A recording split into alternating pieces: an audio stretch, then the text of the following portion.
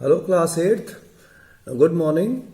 I am here with the second part of the chapter, the best Christmas present in the world. Last time we had discussed that the narrator had purchased a round table desk and he had found a letter inside one of the drawers, and he didn't want to read it, but he was very much curious to know the content of the letter, so he had started reading the letter. And here in the second part, that content the content of the letter has been given. Okay, but before I begin with the second part and the content of the letter, I would like you all to note down the meanings of certain words you will find during your reading. Okay, it will be easy for you. The very first is Tommy and second is Fritz. Here in this letter you will see that the word Tommy has been used for English soldiers and Fritz, F-R-I-T-Z, has been used for German soldiers. And Tommies are wearing khaki coats and Fritz are wearing grey coats. Okay. Trench, another word is trench. Trench is a hiding place for an enemy soldier. Actually it's a long ditch. Okay, it's a long ditch where the soldiers hide. Then another word is crisp, which means fresh. No man's land. No man's land, you might be understanding, it's a ground between the borderline of two countries. Okay, it's a ground between the trenches where a soldier from either side would be easily targeted. Then white flag, you know white flag is always a symbol of peace. Parapet. Parapet is another word. Its meaning is a low protective wall. Here it would be hiding place. Cello. Cello is a musical instrument with strings like a large violin. Then huddle. Huddle means a brief meeting of all the players on the field for planning. Then marzipan. Marzipan is a sweet covering on the cake made from sugar, eggs and almonds. And then carol. Carol is a song of joy. So now let's start with the second part of this chapter and the content of the letter. The letter goes like this. This letter was written by Jim to his wife Connie Macpherson, and the husband who has written the letter is Jim Macpherson. Dearest Connie, he says, I write to you in a much happier frame of mind because something wonderful has just happened that I must tell. Please wait. That I must tell about at once. Let me set it first. You might be having your textbooks in your hand. Here it is. Here goes. I must you tell about it at once. I wanted to tell about that happening, what had happened here on the Christmas morning. We were all standing too in our trenches yesterday morning, Christmas morning. It was crisp and quite all about, as beautiful as morning as I have ever seen, as cold and frosty as a Christmas morning should be. So he's telling that I'm going to narrate an event of the morning of Christmas. The morning was as fresh and quiet, and it was a beautiful morning. I haven't ever seen such a morning. It was cold, it was frosty morning, full of frost mist, and I should like to be able to tell you that we began it. He just wanted to say that it would have been very proud on my part if I could say that the incident that took place that day was started by us. But the truth, I am ashamed to say, is that Fritz began it. I already told you Fritz are German soldiers and Jim Macpherson was an English soldier. So he says that Fritz began something that morning in the battlefield. First, someone saw a white flag waving from the trenches opposite. Okay. And then they were calling out to us from across no man's land. Happy Christmas, Tommy. Happy Christmas. When we had got over the surprise, some of us shouted back, "Same to you, Fritz, same to you." I thought that would be that. We all did. But then suddenly one of them was up there in his great coat and waving a white flag. "Don't shoot, lads," someone shouted, and no one did. Then there was another Fritz up on the parapet and another. "Keep your heads down," I told the men. It's a trick, but it was not. Actually, Jim McPherson was the officer, and he was the leader of the troop of the soldiers on the part of English army, and on the other side, the Fritz means the German soldiers. They were wishing them Christmas, happy Christmas.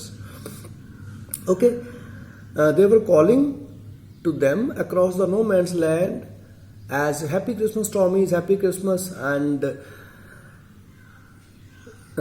English soldiers say that when they were first very much surprised to listen to these words, but when they got over the surprise, they also shouted back. They also wished them, "Same to you, Fritz, same to you, Fritz." And I thought that it would be merely about wishing, but that was not so. The German soldiers had another plan in their mind for the celebration of Christmas. But then suddenly one of them was up there in the grey coat. Means one of the soldiers from German side, they got up. One of the soldiers got up and he waved a white flag. Now white flag means it's a symbolic of peace, means they are not going to shoot. So they say also, "Don't shoot, lads." Lads mean boys. Someone shouted and no one did, and my soldiers also did not shoot. Then another Fritz, and then another. In this way, all the Fritz mean German soldiers. They came out of their parapets, means hiding places, and I instructed my soldiers, "Keep your heads down. It may be a trick," but actually it was not. Then what happened? One of the Germans was waving a bottle above his head. "It's Christmas Day, Tommy. We have schnapps. We have sausages. We meet you?" "Yes." "Yes, we meet you?" "Yes." By this time, there were dozens of them walking towards us across no man's land and not a rifle between them. Little Private Morris was the first up. "Come on, boys. What are we waiting for?" And then there was no stopping them. I was the officer. I should have stopped them there and then, I suppose, but the truth is that it never even occurred to me I should. All along their line and ours, I could see men walking slowly towards one another. Grey coats, khaki coats meeting in the middle, and I was one of them. I was part of this. In the middle of the war, we were making peace. So here he says that one of the Germans came out waving a bottle above his head. Okay, and he said, "It's a Christmas Day, Tommies, and we are having schnapps." Schnapps, the meaning is given. It's a German drink made from grain. We have schnapps. We are also having sausages, and we just want to meet you. Can you meet us? Yes, we want to meet you. And then by this time, dozens of them, they came out from their hiding places and they came to the no man's land, and there was no rifle between us. And one of our soldiers, Little Private Morris, he also got up, he stood up and he said, "Come on, boys, what are we waiting for? We should also join them." And then there was no stopping them. Because I was the officer, I would have stopped them, but it didn't come to my mind that I should stop them. And then I saw that there were khaki coats and grey coats who were moving in the no man's land and no one was stopping them. I was also one among them and I was a part of this. In the middle of the war, we were trying to make peace. We soldiers in the middle of the war were trying to make peace. Then he says, you can't imagine, dearest Connie, my feeling as I looked into the eyes of the Fritz officer who approached me, hand outstretched, hands wolf, he said, gripping my hand warmly and holding it. I am from Düsseldorf. I play the cello in the orchestra. Happy Christmas. So the officer of German army came towards Hans Wolf and he came towards him and he looked into my eyes. He approached me. His hands were outstretched. He said, Hans Wolf, and his hands were gripping my hand warmly and holding my hands. He said, Hans Wolf, my name is Hans Wolf and I belong to Düsseldorf city and I also play cello, that musical instrument in the orchestra. I want to wish you Happy Christmas. In this way, we were making peace in the middle of the war. Captain Jim McPherson, I replied. Then he says, I replied, I am Captain Jim McPherson and a happy Christmas to you too. I am a school teacher from Dorset in west of England. So he said, he also wished him happy Christmas and he said, I am a school teacher. Okay. Hans Wall told that he plays cello in orchestra and Jim McPherson says, I am a school teacher from Dorset in the west of Bengal or Dorset. He smiled. I know this place. I know it very well. We shared my rum ration and his excellent sauces and we talked. He said, Dorset means you come from Dorset. I also know about this place. I know very well about this place. And then we shared our rum and their schnapps and sauces. And then we talked. Connie, how we talked? He spoke almost perfect English. You might be thinking how we talked because he was a German and I'm English, but he talked very good English.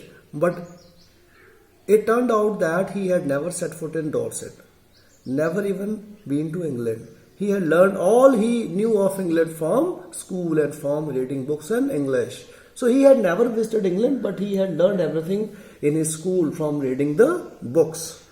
His favorite writer was Thomas Hardy. His favorite book, Far From Madding Crowd. So out there in no man's land,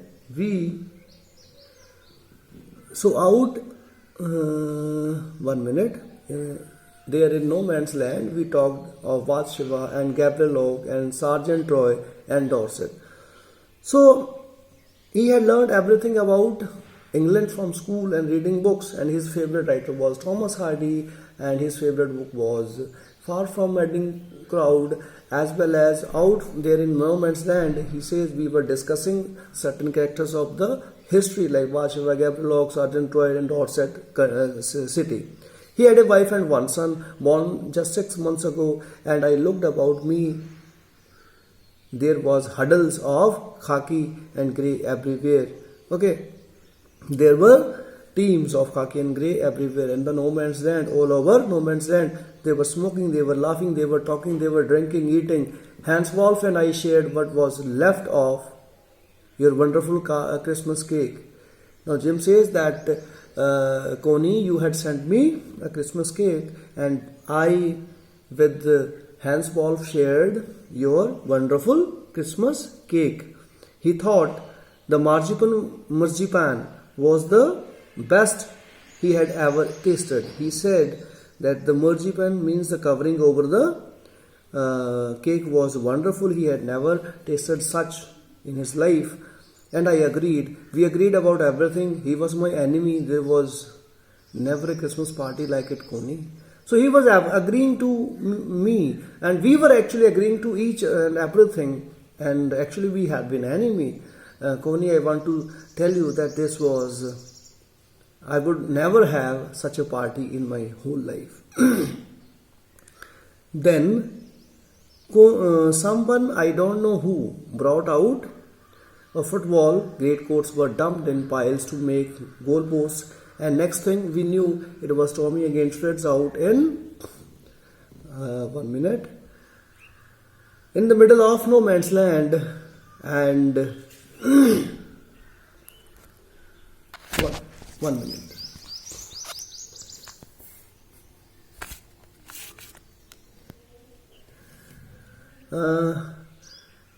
Next thing we knew, it was Tommy against Fritz out in middle of no man's land. Hence Wolf and I looked on and cheered, clapping our hands and stamping our foot to keep out the cold as much as anything. So we officers were not playing, but we were looking at the match of football, which was being played between great coats. Sorry, it's not grey coats, it's great coats. Yeah, great coats were the coats they had worn. They were thrown into a heap to make the goalpost. They made the goalpost and then they started playing the football match. And Tommy against Fritz. It was in the middle of no man's land, and we were looking and cheering our teams. We were clapping our hands and stamping our foot. Stamping our foot means kicking the foot against the ground. And we were keeping our cold away by kicking and clapping. There was a moment I noticed our breaths mingling in the air between us. He saw it too and smiled. Jim McPherson, he said after a while, I think this is how we should resolve the war. Okay, so when we were talking, our breaths were also getting mixed in the air. He was also looking at it, and after some time he smiled and said, Jim McPherson, I think this is how we should resolve the war. Means the conflicts between the countries should be resolved, should be solved in this way. Means not through the war. We should resolve the conflicts through the games. We should play games instead of going for wars. Yeah, that was good suggestion on his part. Then a football, why does he say so? He says, I think this is how we should resolve this war. A football match. Yes, that is the good resolution. No one dies in a football match. No children are orphaned. No wives become widows. So, war causes so much harm to humanity as well as the wealth and property. But the football match, in this, no one dies, no children get orphaned, and no wives become widows. I would prefer cricket, I told him. I told him that instead of football, I would prefer cricket. Then we Tommies could be sure of winning probably. Then only we will win, because we are not good at football. The English people, we are good at cricket. We laughed at that, and together we watched the game. Sad to say, this is, you can see in the picture, grey coats and khaki coats between no man's land. Football match is being played. Then Connie Fritz won. In this match, who won? Fritz won. 2 goals to none. To 1. Means my team was defeated in football match, and Fritz, they won 2 goals to 1. But as Hans Wolf generously said, our goal was wider than theirs, so it was not quite fair. Means he was not happy over this victory. He said that our goal was wider. That was not fair on my soldiers' part. That is why they won. The time came, and all too soon, when the game was finished, the schnapps and the rum and the sauces had long since run out, and we knew it was all over. I wished Hans well and told him I hoped he would see his family again, that fighting would end and we could go home. And in this way, the time was over. We had to get back to our trenches, and the ration, whatever they were making use of, schnapps or rum or sausage, they had got finished. They had run out, and and we knew that it is over. I was wishing Hans Wolf well and told him that very soon I hope you will soon see your family and the fighting would end and we could go home back. I think that is what every soldier wants on both sides, Hans Wolf said. Yes, Hans Wolf said that all the soldiers, each and every soldier want the same thing. Take care, Jim McPherson. I shall never forget this moment, nor you. I think you will never forget this moment. He saluted and walked away from me slowly, unwillingly. And I felt he turned to wave just once and then became one of the hundreds of grey-coated men drifting back towards their trenches. When they were getting back to their trenches, he had saluted and he had turned to wave just once. He had waved his hand towards me, bidding farewell only for once, and then he was also the part of so many grey coats, and all those men, they went back to their trenches. That night, back in our dugouts means it's also a trench, a shelter for soldiers made by digging a hole in the ground and covering it. That night, back in our dugouts, we heard them singing a carol. I told it's a song of joy. In the night, they were singing songs. It was Christmas night and singing it quite beautifully. It was still night, that is silent night. They were singing this carol. This song was sung by them, Silent Night, and our voice gave them a rousing chorus of While Shepherds Watched. My soldiers also sang songs, and our song was While Shepherds Watched. We exchanged carols for a while, and then all we fell silent.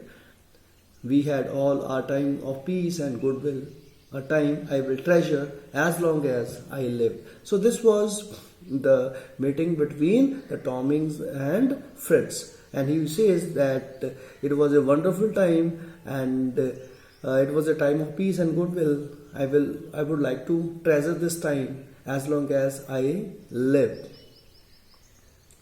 And at the end, he says, Dearest Connie, by Christmas next year, dearest Connie, by Christmas next year, this war will be nothing but a distant and terrible memory. I mean, next year, probably this war will get a memory only. Probably it would be finished. And I know from all that happened today, how much both armies long for peace. What happened today, I can guess all the families, both the armies and the soldiers, they longed for peace. We shall be together again soon. This is the message by Jim to his wife. Dear, we shall be together soon. I am sure of it. I will get back to my home. Your loving Jim. So this was the incident of the war field, which was explained by Jim to his wife, and that wonderful and beautiful morning of Christmas when both the teams were together in no man's land.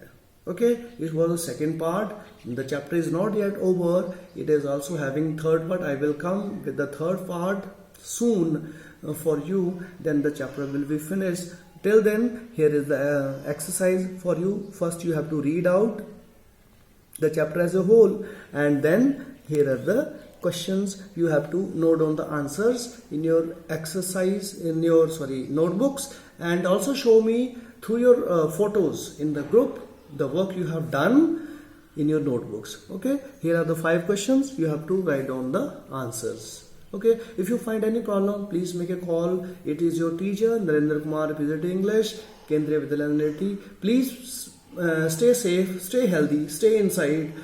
God bless you. Have a good day.